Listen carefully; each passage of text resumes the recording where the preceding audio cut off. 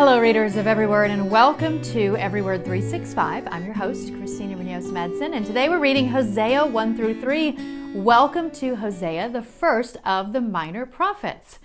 This information is background info from Got Questions. The author is Hosea 1:1, identifies the author of the book as the prophet Hosea. It is Hosea's personal account of his prophetic messages to the children of God and to the world.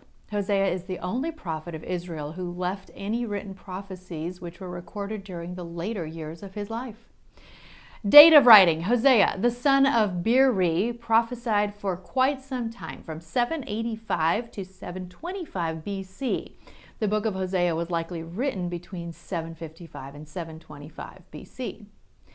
As for the purpose of the writing, Hosea wrote his book to remind the Israelites and us that ours is a loving God whose loyalty to his covenant people is unwavering.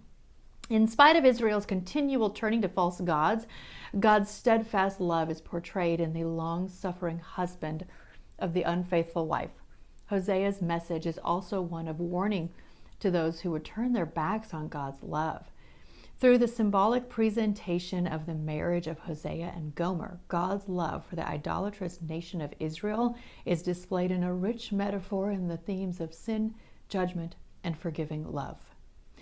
Foreshadowings. Hosea 2:23 is the wonderful prophetic message from God to include the Gentiles, those are the non-Jews, as his children, as recorded also in Romans 9:25 and 1 Peter 2:10. Gentiles are not originally God's people, but through his mercy and grace, he has provided Jesus Christ, and by faith in him, we are grafted into the tree of his people. Aren't you so thankful? This is an amazing truth about the church, one that is called a mystery, because before Christ, God's people were considered to be the Jews alone. When Christ came, the Jews were temporarily blinded until the full number of the Gentiles has come in. That, of course, is in Romans 11:25. Did anyone else take pause to the second verse of this book? You know, when God said, "Go and marry a prostitute." Yikes. Well, I'm sharing some insight as to why that may have happened. Of course, it's from Got Questions. I'm so thankful for that organization because obviously, you know, I share a lot from them, but it's an organization that really knows their stuff. It's all biblical based and we can trust what they say, where again, you don't want to Google a lot of this stuff because you will find some really crazy things out there. So it's important to have good resources to know biblical truth and backing to what we are reading. And have you ever heard the word Gomer used to describe someone? I feel like I heard it more up north than I do living in the South, but maybe you can now have a better understanding of where that came from.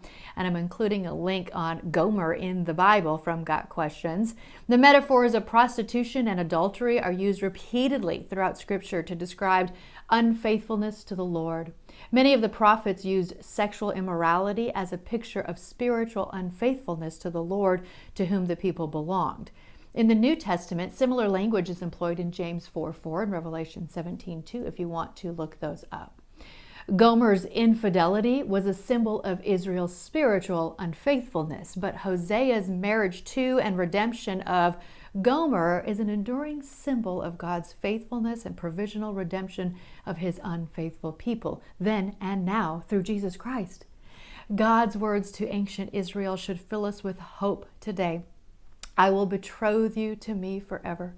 I will betroth you in righteousness and justice, in love and compassion. I will betroth you in faithfulness, and you will acknowledge the Lord. That, of course, was in Hosea 2:19 through 20.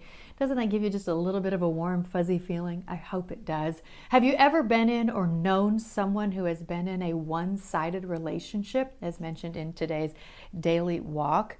It really is sad and typically doesn't work out very well when one person wants to shower the other with love and that love is not mutual and or reciprocated. Well, this book/prophet is meant to show us how dangerous it is if that describes our relationship with God. He loves us like crazy, and we are no better than the Israelites that Hosea is trying to warn if we don't love him back, showering him with that love like he does for us. It's not a one-sided relationship here. Same with communication and prayer.